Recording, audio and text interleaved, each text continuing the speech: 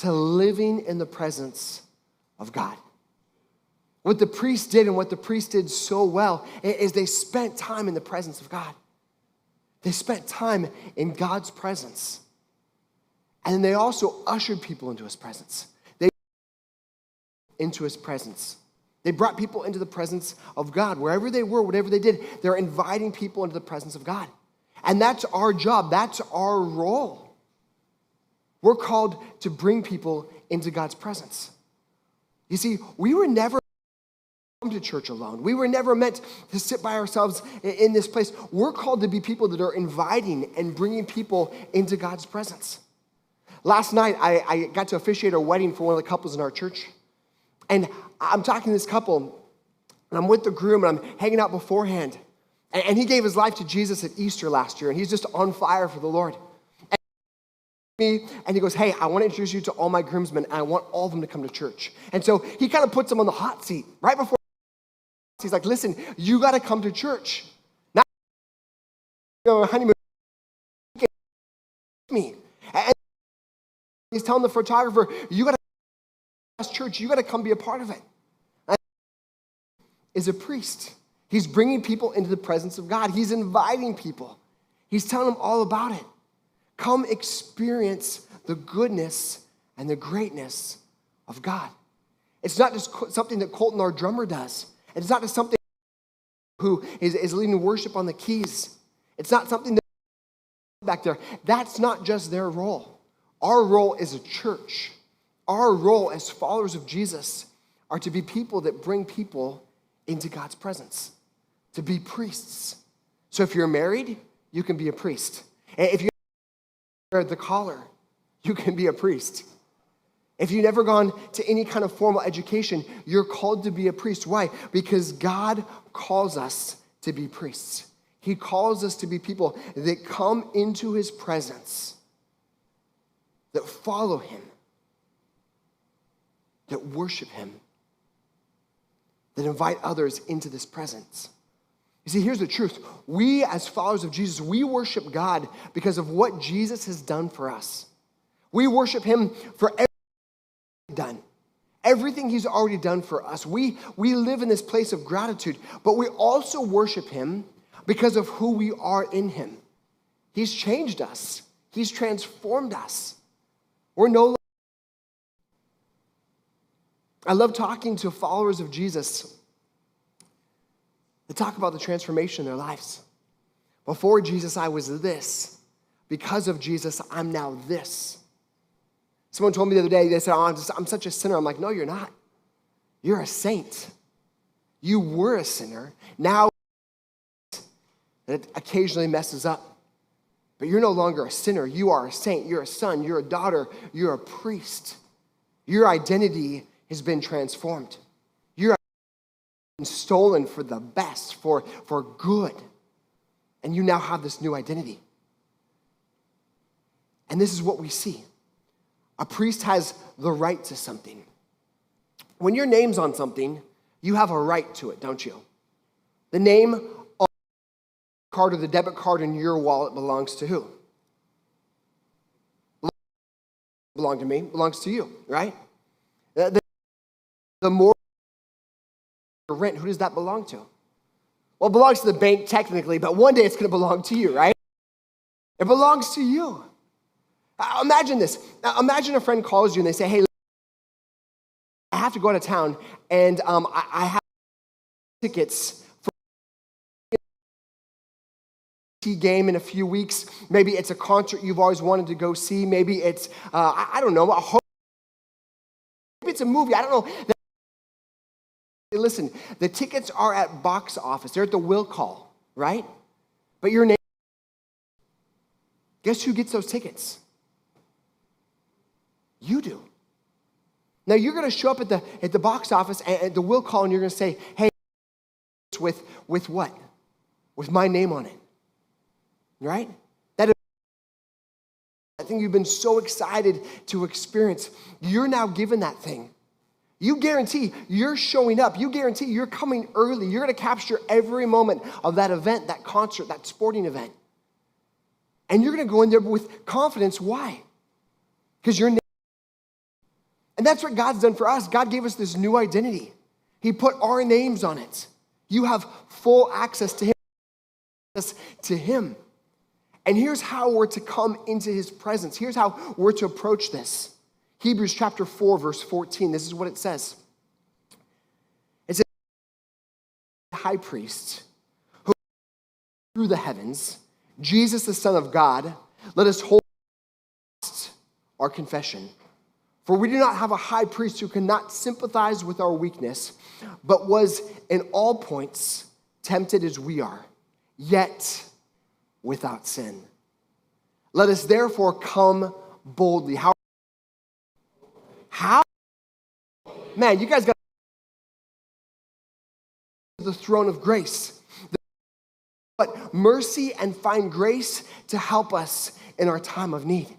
Church, this is how we worship the King. This is how we come into the presence of the King. With what? With boldness. With great boldness.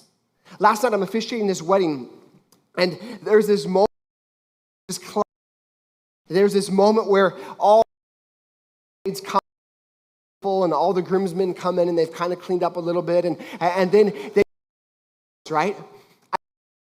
They're young, and they're just like, they didn't throw a flower petal, right? Like not a single petal makes its way out of the basket, right? And all the parents like, throw the petals, right? You know, they're doing their thing. And the ring bearers come in, right? And one of them is a baby. He's getting pulled in this wagon by the mother of the bride. And then there's this other little guy. And man, he's doing good in the aisle, right?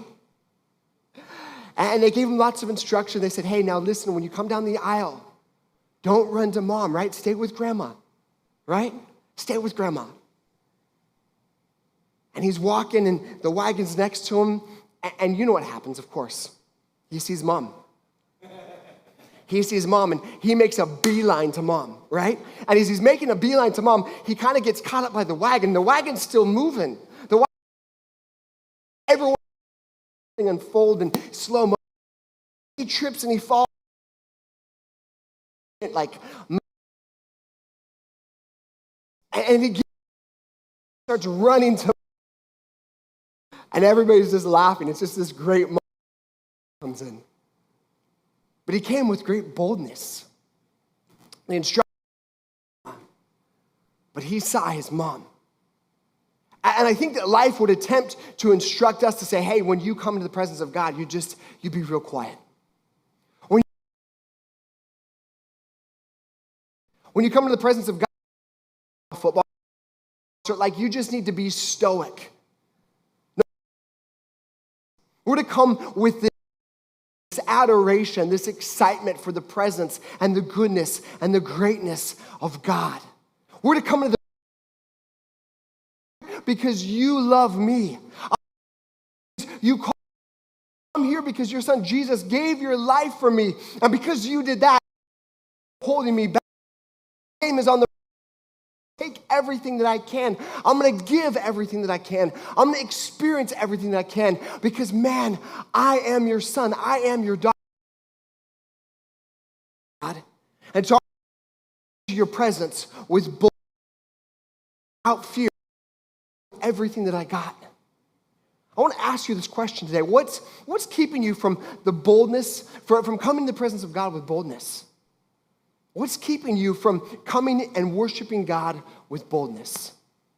Is it fear? Spirit of fear, but of power, of love, and a sound mind. It's anxiety. His word tells us to what? To cast anxieties on him because he cares about us. So as we come, setting those anxieties aside. We're just literally tossing them aside. We're saying, no longer I'm going to carry this because I need to make room for boldness. What's keeping you from worshiping God with boldness? What's keeping you from holding back? Maybe I'm so tired, Ezra. Like I'm so tired. I feel weak. God's word says, I'm with you. Do not be dismayed. I'm your God. I will strengthen you and I will help you. I will with my righteous hand. we've been discipling people through something called Discipleship Masterclass. I absolutely love it. I'm watching the boldness of these students. I'm watching them move with a sense of excitement and passion and the questions they're asking, the things that they're talking about. The first week it was like nobody was just wanting to say anything. And last questions, people are telling stories, content. I'm like, this is great. Because people are moving in this boldness. Why do they have more boldness? Because they're moving in the presence of God. They're moving in the presence of God. Here's what I believe. I believe that boldness is a byproduct of worship. If you want more boldness,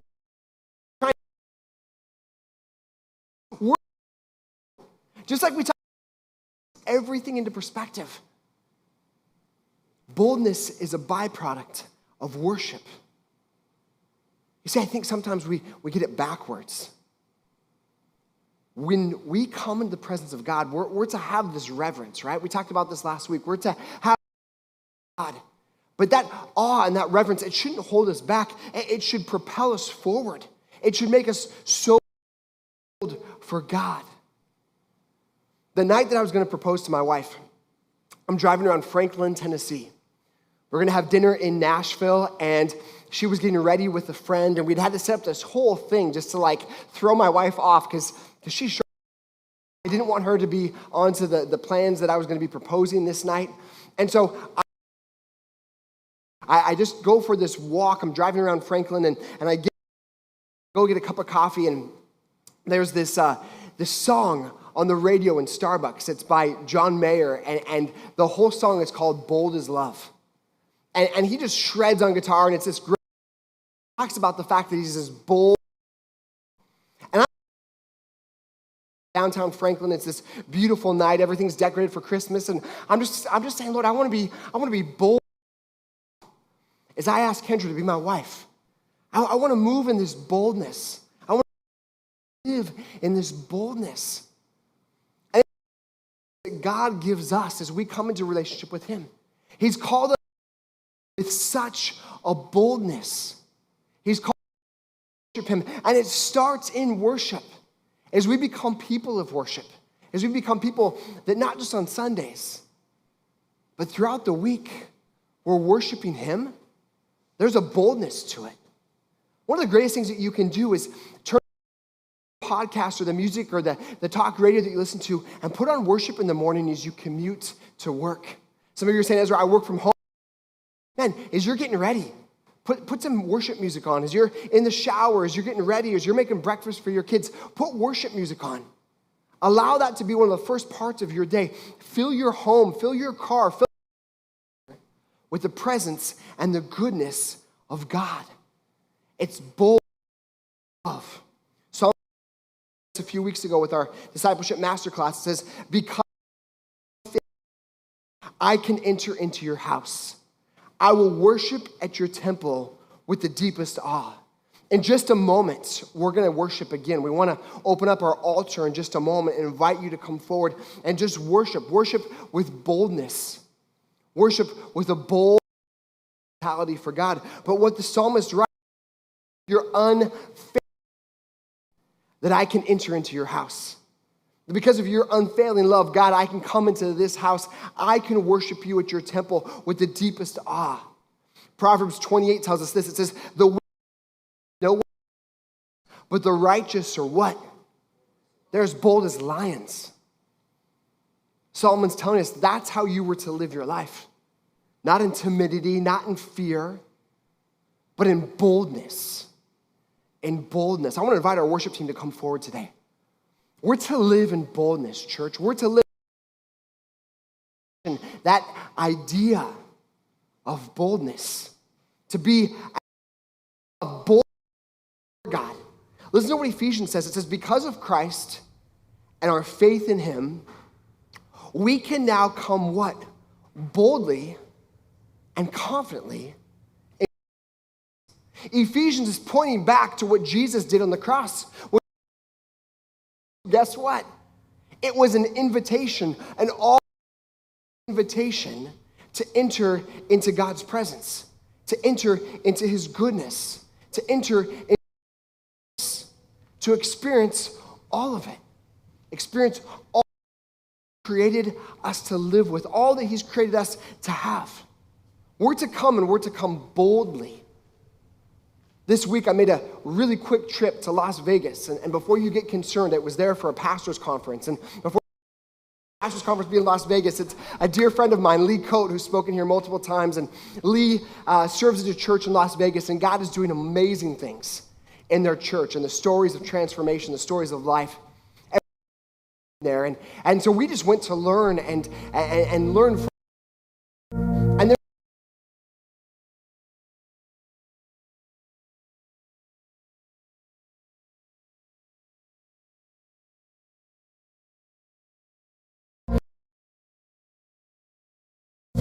and Top Golf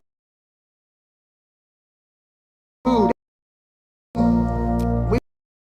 They said, "What's your name?" And I give them my name. And they said, "We have a bay." They walk us up the stairs and they walk us into this bay. And then I know with some very close friends of mine, and we're having this great time. We're having this great time, and it was so. They're at this bay, and you know, competitive, and it's this competition, and the golf. Give it to the next guy. I'm talking a little bit of trash. Turn around there. Who's in? And we're like, "Hey man, we're here to hit some golf." Over. He had a couple of Vegas, and one of the guys said, "Listen, like this is a closed group." But then the guys began to talk to him about Jesus.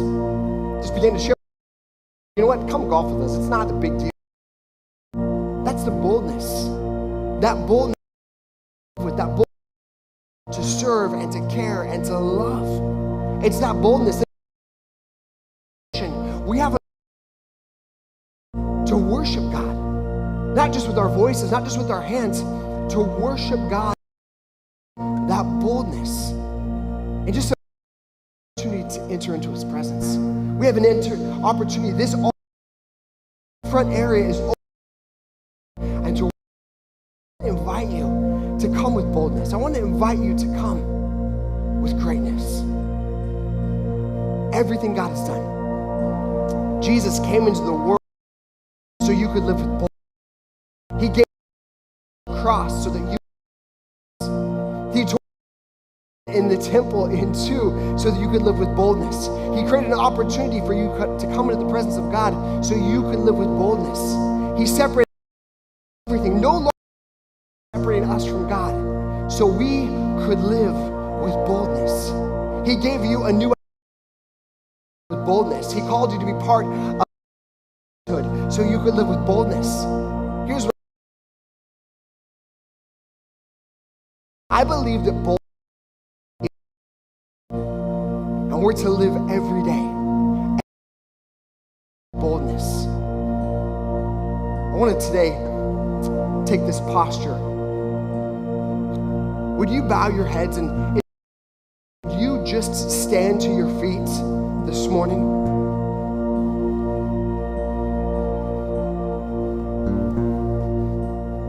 As you stand, I even want to invite you to come forward, come to the altar. We're going to open this up, and we just want to fill this place with the presence of God. Enter and just declare his goodness, everything that he is. Declare his goodness, his greatness. He has done so much for you. He's set you free. He's transformed you. He's given you a about. There's nothing that you need to fear.